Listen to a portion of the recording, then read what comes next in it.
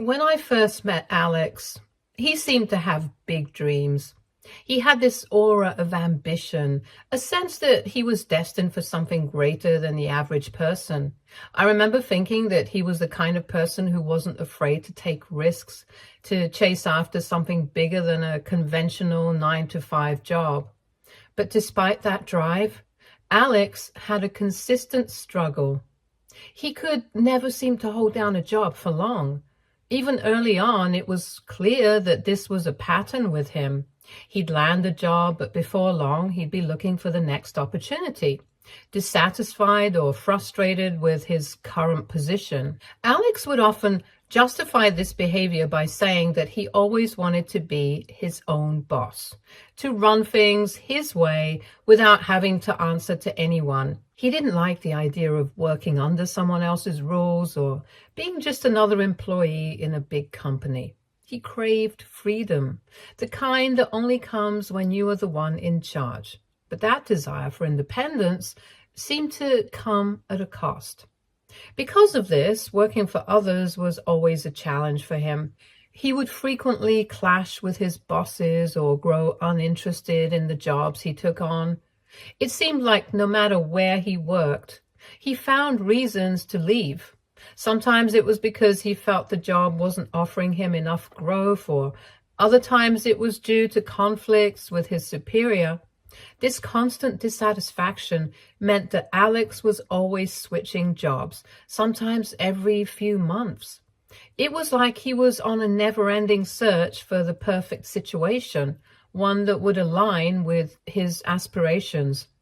At the time, I didn't see this behavior of his as a red flag.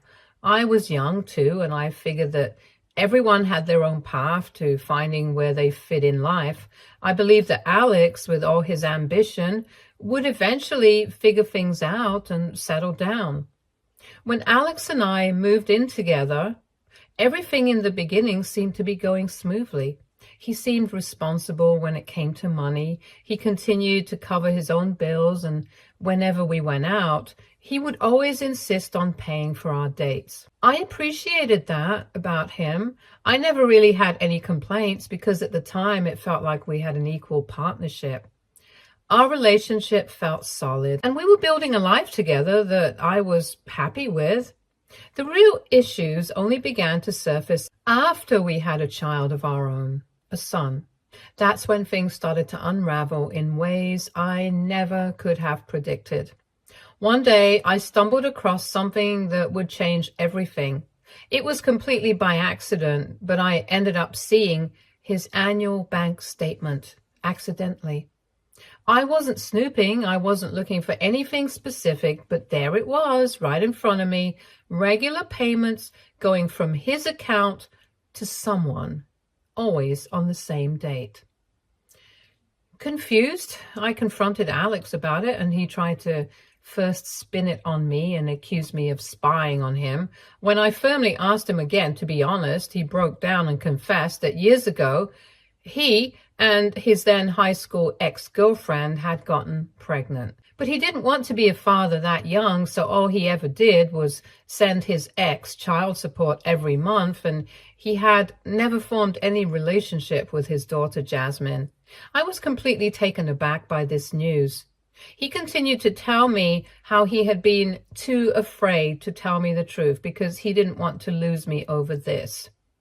He begged me to not leave him and reiterated just how much he loves his life with me and our son. At that moment, all I could feel was anger and betrayal.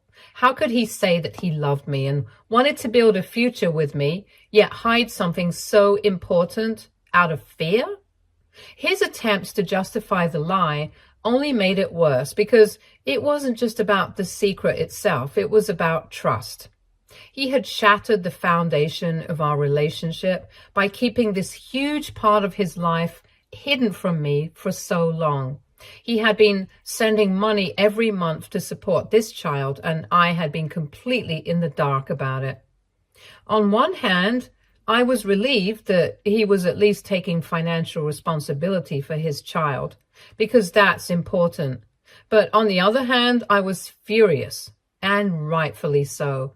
It wasn't about the child support. It was about the fact that he had hidden such a huge, life-altering secret from me.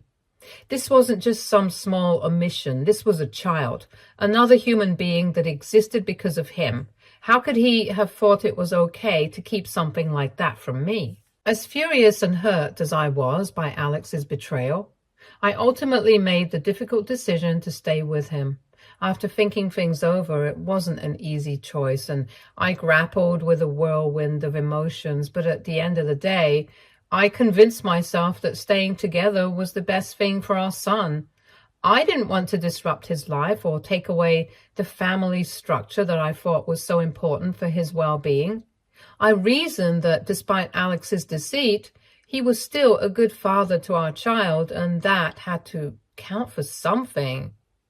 Even though I was hurt, a part of me also felt for Jasmine, Alex's daughter from high school. I couldn't help but think about her growing up without her father being an active presence in her life. It felt wrong for her to be deprived of that relationship, especially since Alex was clearly making financial efforts to support her. So despite the pain Alex's secret had caused me, I started encouraging him to try and meet his daughter.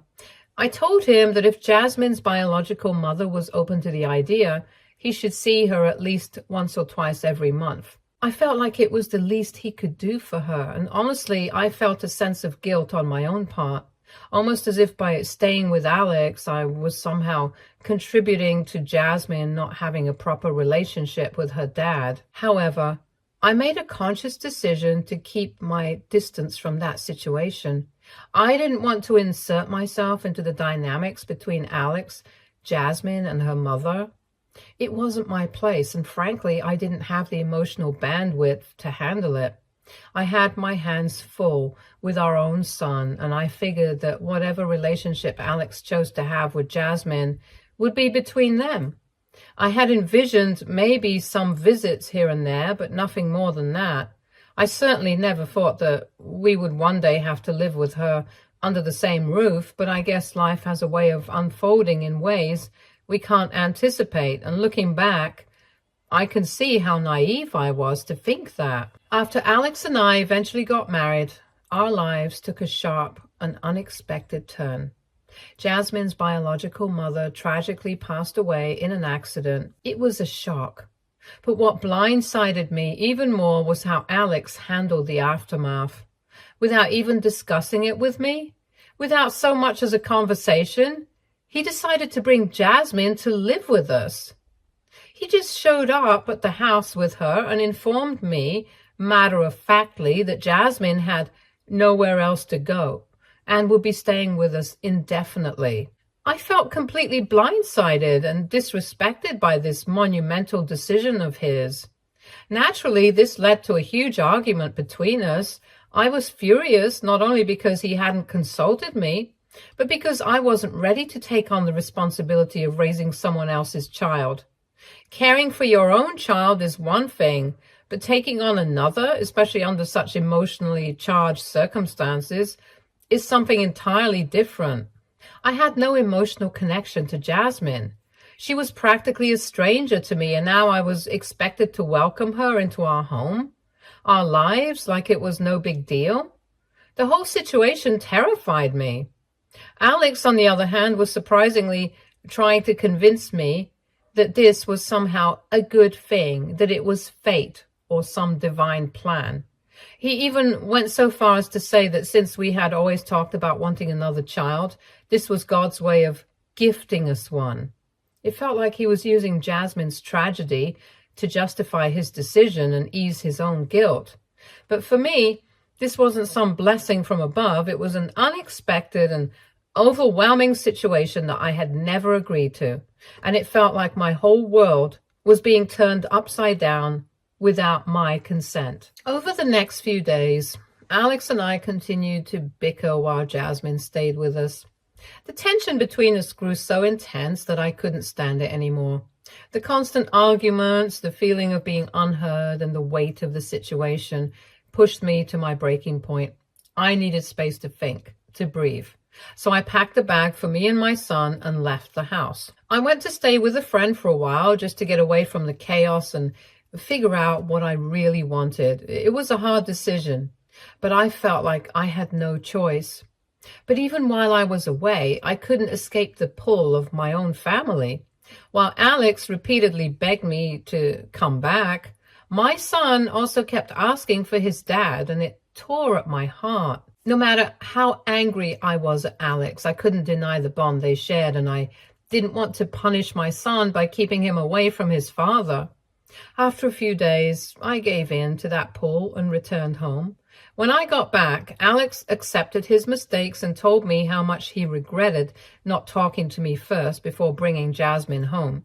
He kept trying to convince me that things wouldn't really change that much if Jasmine continued to live with us, and that she was going to be completely his responsibility, so I never had to worry about her in any way. In the end, despite all my reservations and the intense arguments Alex and I had, Jasmine did end up staying with us permanently. I knew that her situation was tragic, and I couldn't deny that she needed a home, but that didn't make it any easier to accept, and it certainly didn't make living with her any easier. From the moment she moved in, things were challenging, far more than I had anticipated. Jasmine was difficult in ways I wasn't prepared for. She was filled with anger, confusion, and resentment, and I became a prime target for those emotions. It felt like she blamed me for everything that had gone wrong in her life and was always very rude to me. One of the hardest things to cope with was how she constantly blamed me for her parents not being together. It didn't seem to matter to her that I hadn't even known Alex when she was born, or that her mother and Alex had dated way back in high school and had broken up. In her mind, I was somehow responsible for the fact that she grew up without her father, and no amount of reasoning or explanation could convince her otherwise. To make matters worse, she harbored a deep resentment towards the fact that my son had a mother, me, while she had lost hers. I understood her pain, I truly did, but it still hurt to be on the receiving end of her bitterness every day. Between my full-time job and taking care of my own son, I made every effort to be there for Jasmine as much as I could without crossing any boundaries. I wanted to help her adjust, to feel like she was part of our family despite the difficult circumstances. But no matter how hard I tried, Jasmine wasn't receptive. She made it clear that she didn't want me in her life. The more I tried, the more she pushed me away. Meanwhile, Alex's reaction to all of this only added to the strain. He would come home from work and act as if everything was fine in the house, like the tension between Jasmine and me was something that could just be swept under the rug and forgotten. He wasn't around enough to see the full extent of the challenges I was facing with his daughter. And when he was actually home, he seemed to want to avoid any conflict altogether. It was incredibly frustrating because it felt like I was shouldering the emotional weight of the situation all on my own. Hence, over the years, I've learned my lessons and generally keep my mouth shut around Jasmine. It's not that I've stopped caring, but I've come to realize that interfering in her life only leads to more conflict. I've had to accept that she may never see me as a mother figure, or even as someone who truly cares about her. Now, I mostly stay out of her way unless she explicitly asks for my help. I still feel the weight of her resentment, but I've learned to live with it. 2 years ago, I lost my grandmother due to old age. She had always been more than just a grandparent to me. After losing my parents at a young age, my grandparents had stepped in and raised me. They had become the central figures in my life, and my bond with them was incredibly strong. As a result, my grandmother's death hit me hard. In her will, it was found that she had left her entire inheritance to me.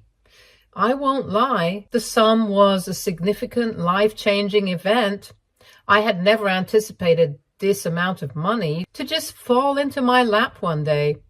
With this inheritance, I knew that my son's future, and mine, was forever protected. I didn't have to worry about how we'd get by or whether I could afford to send him to college. For the first time in a long while, I felt like everything would be okay, financially speaking. However, the moment Alex found out about the inheritance, I noticed a shift in his attitude.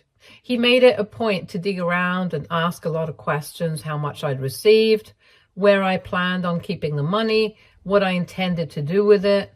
At first, I didn't think much of it. I gave him only vague answers, telling him that I'd use the money as a retirement fund for myself and as a college fund for my son. I didn't go into too much detail because I didn't think I needed to. In my mind, this money was only for my child's future. But Alex clearly had other thoughts. A few days later, he told me that he had been thinking things over and he felt that it was unfair that I had the financial means to send our son to college, but Jasmine wouldn't have the same opportunity. He made it into a big deal, trying to frame it as if I was somehow morally obligated to pay for Jasmine's college education too, just because I now had the money to do so. I was stunned. Jasmine had never treated me as a mother figure, and Alex himself had never truly positioned me as a co-parent in her life. I had always been more of a glorified caretaker in their eyes, there to provide stability in the household, but never seen as someone with any real authority or influence over Jasmine's upbringing. So I refused outright. I told Alex that I wasn't going to pay for Jasmine's college. How could he expect me to take on that responsibility when neither he nor Jasmine had ever acknowledged me as her parent in any meaningful way? Why should I fund her future when all this time they had kept me at arm's length? Both Alex and Jasmine tried to guilt trip me, throwing around accusations like I was being a cruel person for not giving them some of my money. But I stood my ground. It wasn't my responsibility, and I wasn't going to let them manipulate me into thinking otherwise. Then, not long after this confrontation, things took another downturn in our lives. Last year, Alex lost his job. Apparently, he got into a physical altercation at work. He punched a co-worker. And that was the end of it. Instead of doing the responsible thing and immediately looking for a new job, Alex had been sitting at home ever since, claiming that he's trying to figure things out and that he just needs a break. It's been months, and he hasn't even started applying for new jobs. Meanwhile, he knows that I have more than enough money to cover all the household expenses, so he doesn't feel any urgency to contribute. He's completely checked out, relying on me to handle everything while he sits back, knowing that he doesn't have to worry about a single penny. It's infuriating. I've been left to shoulder the full financial burden while Alex uses my inheritance as a safety net, knowing that I'll take care of things. But this wasn't how I envisioned my life, carrying all the weight while he drags his feet and refuses to step up. The resentment I feel towards him has only grown, especially as he continues to act like everything was fine, all while I was working full-time, managing the house, raising our son, and supporting him too. A few months ago, we found out that Jasmine was pregnant with her boyfriend's child. In hindsight, maybe I should have seen this coming. Jasmine had been spending more time with her boyfriend than she had on her studies, despite being in community college. It was obvious she wasn't taking her studies seriously, but I hadn't expected this. When the news came out, Jasmine was still living with us, and I knew that if she decided to keep the baby, the burden of caring for her child would somehow end up falling on me. I'd seen how irresponsible she could be, her lack of focus on school, her impulsiveness, her dependency on others to fix her mistakes. I could already imagine the future, Jasmine and her boyfriend going off to do whatever they wanted, while leaving the baby with me to handle. I'd been there for her in many ways over the years, but I was not ready to take on the responsibility of raising her child on top of everything else I was already managing. So I made my position clear. I sat Alex down, and firmly told him that if Jasmine decided to go through with the pregnancy, she would need to move out. I wasn't saying I wouldn't support her at all. I would help her financially if needed, offer advice, and be there in whatever ways I could. But I drew a hard line when it came to living under the same roof. I didn't want to deal with a baby in the house. I couldn't take any more responsibility, especially when Alex had already been sitting around for months without contributing financially. The thought of adding a baby to the mix felt like the breaking point. To my relief, Alex actually agreed with me. He promised that he would talk to Jasmine and explain the situation to her. I wasn't sure how that conversation would go, but I was grateful that for once he seemed to understand where I was coming from. About a week after Alex and I had that conversation about Jasmine needing to move out, he informed me that Jasmine had agreed to move out, but only on the condition that we help her with the transition. At first, I thought he meant helping her find a place or maybe offering a little financial support to get her started.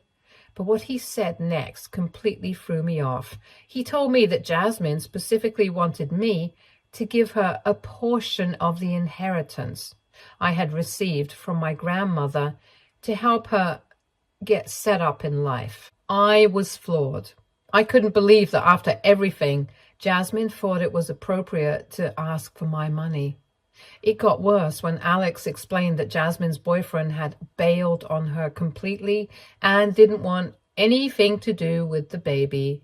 Now, this was something that I didn't know, but I wasn't surprised since the guy did seem like a fool. She was about to become a single mom, and the weight of that reality hit me hard. Despite all the anger, frustration, and resentment I had built up over the years, I couldn't help but feel sorry for her.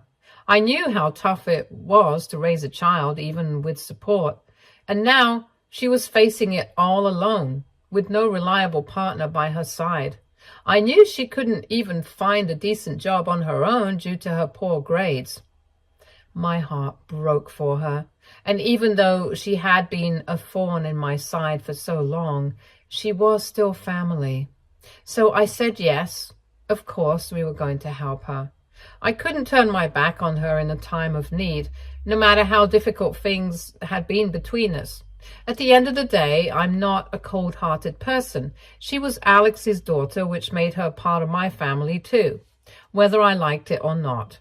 I knew that being a single mom was going to be an uphill battle for her, and despite my initial hesitation, I couldn't just stand by and do nothing. That said, agreeing to help her financially didn't mean I was giving her free rein over the inheritance. I made it clear to Alex that I would help, but I wasn't about to hand over a large sum of money just because Jasmine demanded it. We needed to set boundaries and expectations for how this would work. I wasn't going to let her take advantage of the situation, and I wasn't going to compromise my son's future just to appease her. Alex agreed with me and seemed relieved that I had said I would help his daughter financially. However, the universe works in mysterious ways, because the day after Alex and I had the conversation about helping Jasmine financially, I found out something that shattered everything I thought I knew about my family.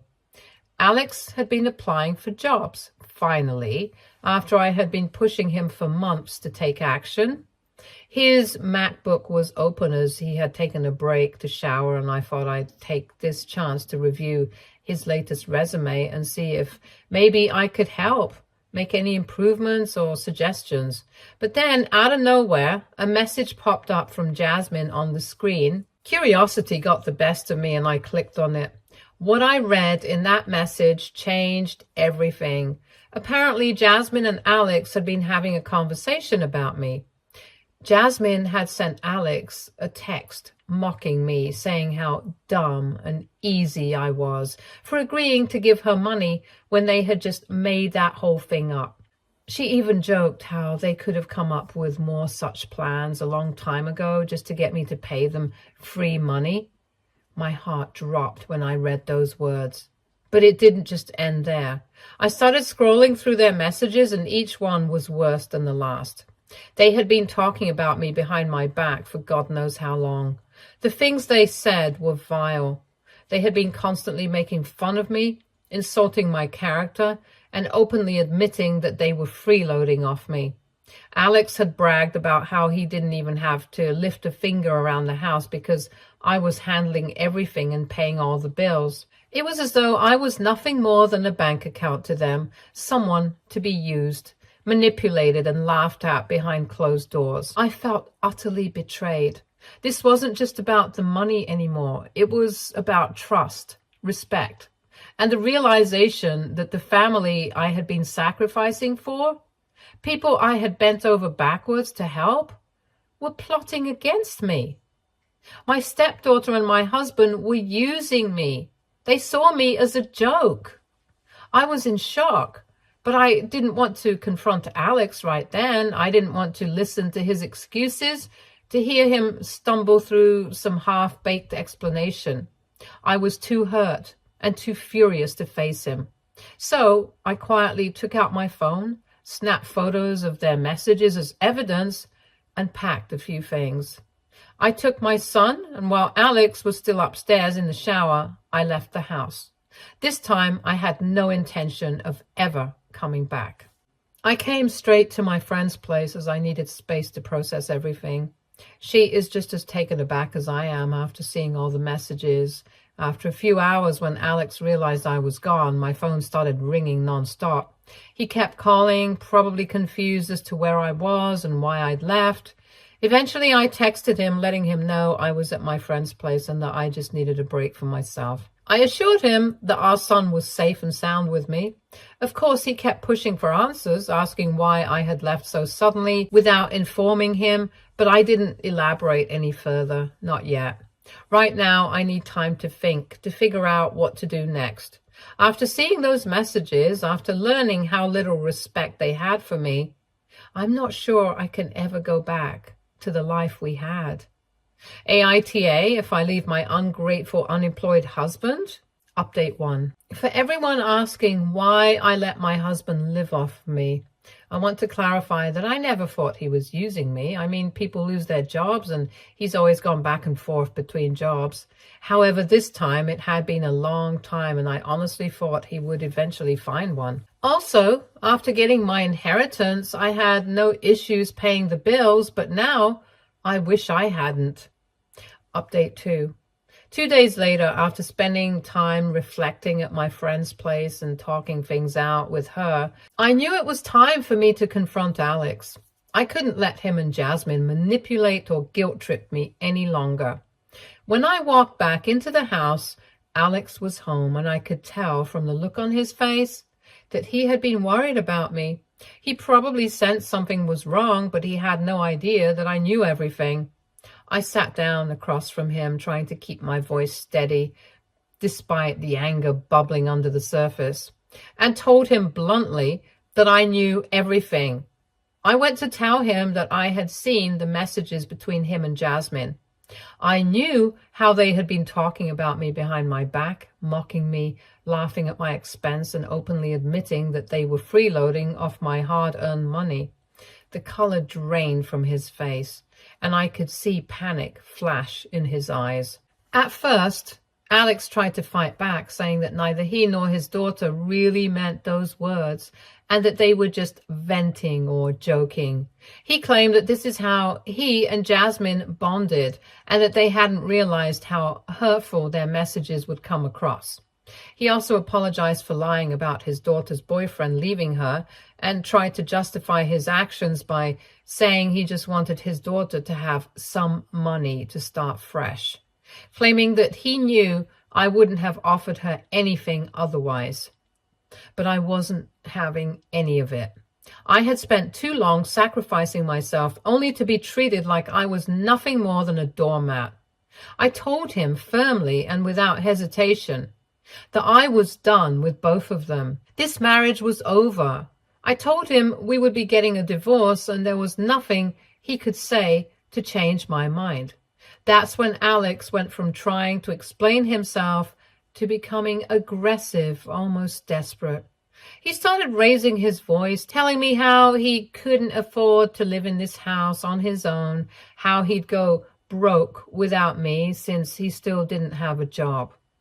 He ranted about how Jasmine still needed my money for her baby and could never afford to support herself, as if that was supposed to make me change my mind. I told him with as much calm as I could muster that their financial struggles were no longer my problem. I had been supporting them for long enough, and now it was time for them to figure things out without relying on me.